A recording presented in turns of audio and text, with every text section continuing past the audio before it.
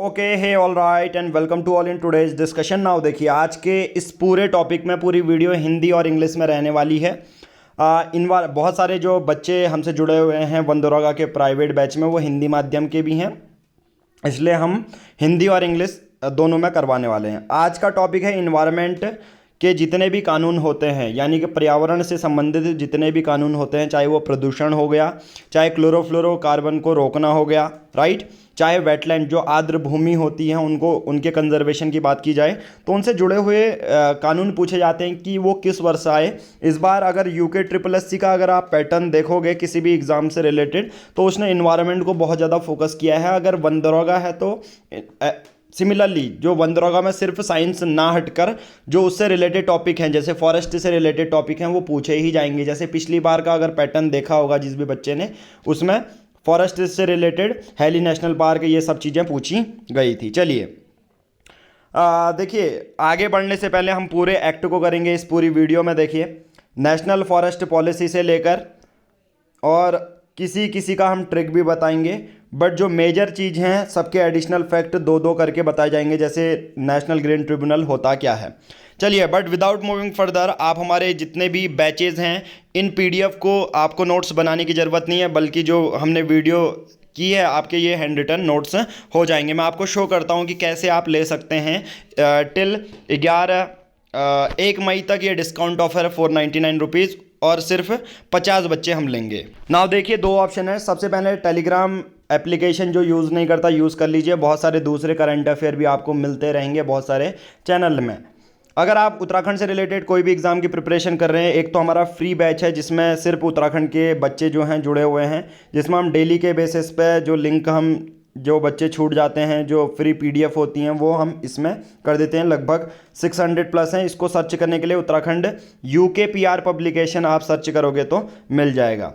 दूसरा आपका बैच है पुनर्जन्म सुपर 50 बैच, आप इसको ज्वाइन कर सकते हैं। यहाँ पर आपको पूरी वंदरोगा की टेस्ट सीरीज ऐसे लाइन वाइज मिल जाएंगी, प्लस साथ में जो ऑलरेडी हम जो वीडियो अपलोड करते हैं उसके पीडीएफ नोट्स पहले ही हैं। देखो, सभी environment hand written notes, plus साथ ही में उत्तराखंड के जितने भी वो हैं क्या, नेशनल पार्क और वाइल्ड लाइफ सेंचुरी, ये तो हम बना चुके हैं ट्रिक के साथ। चलिए स्टार्ट करते हैं आज का टॉपिक। और आज का मेन चीज़ क्या है, नाउ आज के टॉपिक पे बात करते हैं। सभी इन्वायरमेंट के एक्ट हम करने वाले हैं हिंदी में, और वंदरोगा सुपर 50 बैच का ये एक इनिशिएटिव है जो हम टिल 11 जून 2023 तक कराएंगे, जब तक पेपर नहीं हो जाता। साथ ही साथ में जो है एडिशनल फैक्ट हम ऐड करते रहेंगे, राइट। नाउ मैं एक एक करके स्टोरी बेस्ड ये पूरा आपको पीडीएफ बताता हूँ ताकि आपको याद भी हो जाए और बार बार। देखिए, सबसे पहले वन टाइम में ये एक्ट एक बार में याद नहीं होंगे, जब 3 बार या 4 बार आप पढ़ोगे तो डायरेक्टली आप इसे याद कर पाओगे। जैसे अगर नहीं पर भी है तो मैं डायरेक्टली बता सकता हूँ। जैसे बायोडायवर्सिटी एक्ट 2002 में है, ठीक है। कोस्टल एरिया जोन 2011 में है, वो अंडर ईपीए एक्ट बना है। तो सभी को मैं एक्सप्लेन करते हुए चलूंगा। ये बताने का मेरा मतलब ये था कि वन टाइम में अगर याद नहीं हो रहा कोई दिक्कत नहीं है, 11 जून को पेपर है, 2-3 बार भी इसको देख लोगे और पेपर जाने से पहले तो ये सडनली काम आएंगे। इसके पीछे का रीजन भी बता देता हूँ। यूके ट्रिपल एस सी जो कनिष्ठ सहायक पेपर था, उसमें ऐसे सिर्फ 4 क्वेश्चन फंसे थे। एक तो ये डायरेक्टली पूछा गया था बायोडायवर्सिटी एक्ट, एक EPA act, NPA, air pollution, 4 question directly act से आए थे। चलिए, नाउ सबसे पहले बात करते हैं हम 1972 वाले एक्ट की। यहां से शुरू करते हैं और धीरे धीरे बढ़ते रहेंगे, जिसे वन्य जीव सुरक्षा अधिनियम कहते हैं, और अंग्रेजी में कहोगे तो वाइल्ड लाइफ प्रोटेक्शन एक्ट, और ये 1972 का है। आप इसको कैसे याद कर सकते हो, केदारनाथ, आप सबको पता है केदारनाथ वन्य जीव अभ्यारण्य कहाँ है हमारा, रुद्रप्रयाग में, और वो 1972 में बना था। समझ में आ गया। तो इसके पीछे का ये रीजन लॉजिक आप समझ लो। और वन्य जीव सुरक्षा अधिनियम 1972 में आया था, और उसी के बेसिस पे बनाया भी गया। केदारनाथ वाइल्ड लाइफ सेंचुरी कैसे बनी, 1972 के ही एक्ट में बनी, और वो सबसे बड़ी भी वन्य जीव अभ्यारण्य है। तो सबसे पहले ये कानून आ गया। कानून कैसे पास होते हैं मैं आप लोगों को फिर से बता देता हूं। कोई भी कानून लोकसभा में पारित होगा, साइन होके जाएगा, राज्यसभा में साइन होके, कोई भी Lok Sabha Rajya Sabha as well as हो सकता है, ठीक है। पहले राज्यसभा में फिर लोकसभा में, मतलब दोनों हाउसेस से पास होना चाहिए, फिर राष्ट्रपति के साइन। अभी कौन है, द्रौपदी मुर्मू जी हैं, वो साइन करेंगी। फिर एक जो बिल है, एक जो बिल है वो एक्ट में बदल जाता है। ठीक है, तो मैंने ये थ्योरेटिकल नॉलेज दे दी, अब याद करने में इजी रहेगा। तो ये सोचो 1972 में आया वन्य जीव सुरक्षा अधिनियम। ठीक है, फिर हम थोड़ा सा नीचे जाएंगे, हम देखेंगे कि इस टाइम पे इंडस्ट्रियलाइजेशन बहुत ज्यादा बढ़ रहा है, वर्ल्ड लेवल पे भी बहुत सारे लोग पॉल्यूशन कर चुके हैं। तो जल प्रदूषण एक्ट देखो, भारत का जो water pollution act, water pollution and prevention act क्या है, 1974 का है। जल प्रदूषण एक्ट 1974 में आया। ठीक है, फिर एयर वाला, हवा वाला कब आया, 1981। ठीक है, जो वायु प्रदूषण जिसे आप कहते हो। तो ये चीज याद रखते रहना। ठीक है, तो सबसे पहले वन्य जीव वाला पढ़ लिया 1972, जल वाला पढ़ लिया 1974, वायु वाला पढ़ लिया 1981 में ये अधिनियम आया था। अब देखो, अब ये देखो दो अलग चीजें, एक है वन संरक्षण अधिनियम, मतलब इसमें वनों को बचाया जाएगा, ये कानून 1980 में आया था, ये कानून 1980 में आया था। साथ ही साथ एक देखो राष्ट्रीय वन नीति, दो अलग चीजें देखो। वन संरक्षण जो था 1980 में ये कानून ला गया था, क्योंकि बहुत बार जो पेड़ की कटाई चल रही थी, इलीगल तरीके से भी एनरोचमेंट किए जा रहे थे जो फॉरेस्ट एरिया होते हैं उसमें। तो वन संरक्षण अधिनियम 1980 में आया, और इसके चलते हुए जब बाद में अलग अलग ट्राइबल एरियाज आने लगी थी जहां पर अलग अलग उनके कानून होते हैं, तो उसमें नए प्रोविजन गाइडलाइंस लेके एक पॉलिसी आई जिससे कहते हैं राष्ट्रीय वन नीति। इन वन नीति में क्या लिखा गया है, कुछ सर्टेन गाइडलाइंस लिखी गई हैं जो एज ए सिविल सोसाइटी हमें फॉलो करनी है। एज ए अगर कोई चीज गलत कर रहे हैं तो वो भी इसमें मेंशन है। तो ये 1988 में आई। बट जो मैं अब एक्ट बताने वाला हूं वो सबसे इंपॉर्टेंट एक्ट है, जिसे कहते हैं इन्वायरमेंटल और environment protection act, EPA act कहते हैं इसे। ठीक है, पर्यावरण संरक्षण अधिनियम। ठीक है, इन्वायरमेंट प्रोटेक्शन एक्ट 1986। अब ये एक्ट जो है ना 1986 में बना, सोचो लोकसभा में पास, राज्यसभा में पास, फिर ये कानून आ गया। अब इन्वायरमेंटल प्रोटेक्शन एक्ट एक वाइड कवरेज प्रोवाइड करवाता है जब भी पर्यावरण से, जंगलों से रिलेटेड नियम आते हैं। इन्वायरमेंटल प्रोटेक्शन एक्ट में होता क्या है, फिर बहुत सिंपल है। इसमें क्या क्या चीजें बताई गई है, इसमें हर चीजें, जनजातियों के क्या कानून होंगे, हालांकि फॉरेस्ट राइट एक्ट उसको भी एक्सप्लेन करता है, बट यहाँ पर ईपीए एक्ट में बहुत सारी चीजें के अंदर, जैसे कोई एक कंपनी है सपोज मान के चलो, वो अपना एक वो बनाना चाहती है, सपोज शोरूम बनानी चाहती है, और वो फॉरेस्ट एरिया उसने काट दिया है। तो अगर उसको रजिस्टर किया जाएगा, उस पर कौन सा, हम कहेंगे कौन से कानून, वो कहेगा कौन से कानून के अंदर आप ये कर रहे हो, तो आप कहोगे इन्वायरमेंटल प्रोटेक्शन एक्ट है। मतलब पर्यावरण से हर एक जुड़ी हुई चीज जहां पर खतरे आते हैं, तो वो ईपी एक्ट 1986 में लिखा गया है। और जितने भी आगे वाले सोचो गाइडलाइंस आएंगी, जो प्रोविजन, वो इसी एक्ट के अंदर बनेंगी। ठीक है, एक्ट कैसे बनते हैं और कौन से एक्ट कौन से वर्ष में आए थे, वो बहुत ज्यादा इंपॉर्टेंट हो जाता है। आप लोगों को एक और चीज बताऊं, जो इन्वायरमेंटल प्रोटेक्शन एक्ट 1986 में है, वो यहाँ पर मैं थोड़ा सा पॉलिटी भी बता देता हूँ। आर्टिकल 253, जो वीडियो वीपीडियो वाले हैं उनके लिए भी, या UK triple S C, UK PSC जो भी देगा। आर्टिकल 253 क्या कहता है हमारे कॉन्स्टिट्यूशन का, संविधान का, कि केंद्र सरकार के पास क्या है, केंद्र सरकार के पास पावर है कि वो जो है राज्य के सब्जेक्ट में भी कानून बना सकता है, सिंपल लॉ भी बना सकता है, अगर उसे इंटरनेशनल ट्रीटी को क्या करना है, इम्प्लीमेंट करना है। ठीक है, नेचुरल इन्वायरमेंट की ट्रीटीज को इम्प्लीमेंट करना है। तो ठीक है, तो 253 है। चलिए, इतना समझ में आ गया है। अब है आपका, ये देखो, अब इतने ही एक्ट देखो, हम सिर्फ 2006 तक करेंगे मेन, उसके बाद तो रिसेंट में ही बने हैं, 2016 से मेन शुरू हो जाएंगे। ठीक है, तो एक और बार मैं रिवाइज करवा देता हूँ। वन्य जीव वाला 1972, फिर जल वाला 1974, फिर आपका वन वाला 1980। ठीक है, इन्वायरमेंटल प्रोटेक्शन एक्ट, ईपीए हमेशा याद रखना 1986, और वन्य नीति आई 1988 में। फिर देखो, फिर आया जैव विविधता। जैव विविधता में हर चीज कवर हो जाती है, बायोडायवर्सिटी जिसे कहते हैं, चाहे वो पेड़ों में हो या जानवरों में हो, बायोडायवर्सिटी को हमें बचाना है। इसे 2002 के अधिनियम के अनुसार बनाया गया। अब एक और चीज बता देता हूँ, बायोडायवर्सिटी जो डे होता है वो 22 मई को बनाया जाता है, ये भी पूछा जा सकता है क्योंकि इन्वायरमेंट से जुड़ा हुआ है। और यूनाइटेड नेशन, जिसे आप राष्ट्रीय संघ कहते हैं, वो कहता है कि ये एक लीगल ट्रीटी है जिसके बेसिस पर आपको बायोडायवर्सिटी को हार्म नहीं पहुंचाना है। करीबन करीबन 196 देशों ने जैव विविधता जो है बचाने की कसम खाई थी उसमें। तो बायोडायवर्सिटी एक्ट उसके बेसिस पे इंडिया में भी 2002 में लाया गया। नेक्स्ट जो कानून है उसे जनजाति एवं वन अधिकार अधिनियम कहते हैं, जिसे अंग्रेजी में schedule tribe and forest dweller act, और इसी को it is commonly known as forest right act. तो फॉरेस्ट राइट एक्ट भी ये पूरा ही है। ऑफिशियली तो इसको क्या बोल रहे हैं पार्लियामेंट में, schedule tribes forest developer act, but commonly इसको अगर छोटी लैंग्वेज में बोला जाए तो फॉरेस्ट राइट एक्ट। ये 2006 में आए थे। मैं फिर लास्ट में 5 एक्ट की लिस्ट भी बता दूंगा जो बहुत टॉप प्रायोरिटी वाले हैं, ठीक है।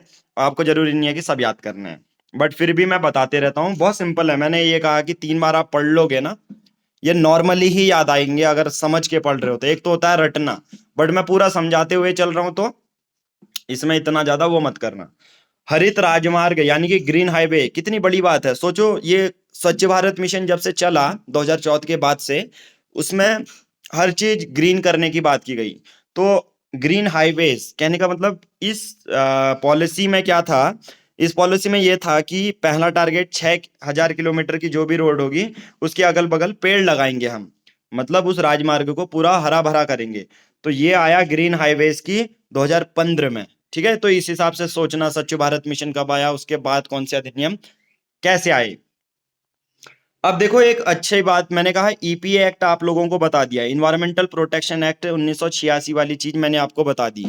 अब ईपीए एक्ट के अंदर बहुत सारी चीजें नई डाली गई कि इस प्रोविजन इन पॉलिसी को जोड़ दो। तो देखो, हमारे धीरे धीरे के क्या होना चला था, जो कोस्टल रेगुलेशन जोन है, मतलब जो तटीय वाले होते हैं ना, समुद्र के किनारे वाले तट होते हैं, उनमें पॉल्यूशन थोड़ा सा ज्यादा देखने को मिल रहा था। कंस्ट्रक्शन बहुत ज्यादा देखने को मिल रहा था। इससे एक्वाटिक जो मरीन एनिमल्स हैं, मछलियां हैं, उनको वायलेशन हो रहा था। तो कोस्टल रेगुलेशन जोन हो गया, और आइलैंड प्रोटेक्शन जोन, किसी एक द्वीप को बचाने के लिए भी जो पॉलिसी लाई गई थी 2011 में लाई गई थी। और ये पॉलिसी दोनों किसके अंदर है, इन्वायरमेंटल प्रोटेक्शन एक्ट 1986 है। पॉलिसी क्यों कह रहे हैं इसे, क्योंकि कानून तो पहले आ चुका है, इस कानून के अंदर 2 चीजें और डाली गई हैं, ठीक है। नाउ अब देखो, जो आगे वाली जो कूड़ा करकट, कोई कंस्ट्रक्शन किया, फिर किसी मकान को तोड़ा, बिल्डिंग तोड़ा, जो करकट होता है, ट्विन टावर जो जैसे गिरे थे, उन सब चीज को ऐड कर लो, फिर 2016 याद करो। देखो, सॉलिड वेस्ट मैनेजमेंट यानी कि ठोस अपशिष्ट प्रबंधन, जो घर में कूड़ा कचरा ये सब चीजें होती हैं, 2016 में आया। हजार्डस हानिकारक अपशिष्ट भी होते हैं कभी, वो भी 2016 में आया। बायोमेडिकल, जैसे बैंडेज आप यूज करते हो फिर वो खराब हो जाता है, इंजेक्शन हो गया जैसे हॉस्पिटल्स वाले, तो वो भी 2016 में आया कि उसका भी प्रबंधन होना चाहिए। फिर कंस्ट्रक्शन एंड डिमोलेशन, मतलब पेड़ बिल्डिंग तोड़ी बनाना, जो भी कूड़ा कचरट होता है वो 2016 में ही आया। फिर ई वेस्ट हो जाते हैं। ई वेस्ट का मतलब क्या होता है, जैसे माउस खराब है, इसे इलेक्ट्रॉनिक वेस्ट कहते हैं अंग्रेजी में। माउस खराब हो जाए, आपका कंप्यूटर खराब हो जाए, कुछ एक्सटेंशन कॉर्ड खराब हो जा रही है, जो जो चीजें आपके सामने दिख रही हैं वो सब बोल देता हूँ, 2016 में ही आया था, मतलब इसमें ज्यादा। फिर प्लास्टिक को वाला भी 2016 में आया था। अब मैं ये बता देता हूँ, वेटलैंड। वेटलैंड क्या होता है, एक ऐसी जमीन, उत्तराखंड के बारे में बात करूं तो देहरादून में आसन वेटलैंड, वहां पर चिड़ियां जो हैं बहुत अच्छी तरह सरवाइव करती हैं। वेटलैंड्स को हिंदी में आर्द्र भूमि कहते हैं। सरल भाषा में समझाऊं तो एक ऐसी जमीन जो हल्की सी गीली है, और तो वो ऐसी कंडीशन प्रदान कर देती हैं जो लिविंग थिंग्स हो है, ताकि वो सरवाइव कर पाए। कहीं चिड़ियाओं के लिए अच्छी सर्वाइवल कंडीशन हो जाती हैं, कहीं पर पेड़ पौधों, कहीं कछुओं के लिए, ठीक है। वेटलैंड क्या है, तो जब देखा वैज्ञानिकों ने कि वेटलैंड की जगह तो बहुत सारी चिड़ियां या कोई भी दूसरी प्रजाति अच्छे से सरवाइव कर रही है, तो उन लोगों ने कहा इनको बचाने की जरूरत है, इस जगह पर हमें प्रदूषण नहीं करना चाहिए। तो ईरान की एक जगह है रमसार, रमसार एक सिटी है ईरान में, तो सब देश मिलके आए, उन्होंने कहा कि वेटलैंड आर्द्र भूमि को बचाना है। तो भारत ने इसके लिए जो रूल लाए थे 2017 में लाए थे। अब मैं सबसे जो इम्पोर्टेंट है, एनजीटी, नेशनल ग्रीन ट्रिब्यूनल, ये आया था 2010 में। अब मैं बात करूं, जैसे सुप्रीम कोर्ट आप जाते हो, नॉर्मल क्राइम्स होते हैं जैसे इकोनॉमिक क्राइम्स होते हैं, तो उसको कौन बस्ट करती है, इन्फोर्समेंट डायरेक्टोरेट। आपने पढ़ा होगा कभी भी न्यूज़पेपर में, ईडी ने पकड़ लिया, सीबीआई ने इसको पकड़ लिया, तो मतलब इकोनॉमिक क्राइम फिर ज्यादा ही लफड़ा हो गया, किसी का मर्डर हो गया, एक्स बंदे का वाई बंदे ने कर दिया, उछल के मुंह में ही पंचे वो मार रहा है।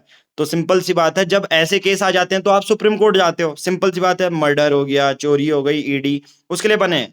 बट अगर कोई ऐसा मैं कहूँ कि कोई कोर्ट है जहां पर पर्यावरण मुद्दे आप डायरेक्टली उठा सकते हो या वो लोग खुद ही उठा सकते हैं, यस, ये है एनजीटी, जिसे राष्ट्रीय हरित अधिकरण कहते हैं हिंदी में, और इंग्लिश में बोलूं तो नेशनल ग्रीन ट्रिब्यूनल कहते हैं। नाम ही से लग रहा है जो ट्रिब्यूनल होता है ना, उसका मतलब कुछ नहीं है, जजेस की बेंच है और वो फैसला सुनाएगी। एग्जाम्पल, एनजीटी का एक्ट सबसे पहले बता देता हूं, 2010 में आया था। पहला कॉन्सेप्ट भारत नहीं लेके आया है एनजीटी के लिए, पहला ऑस्ट्रेलिया लेके आया है, उसके बाद न्यूजीलैंड, देन तीसरी कंट्री है भारत।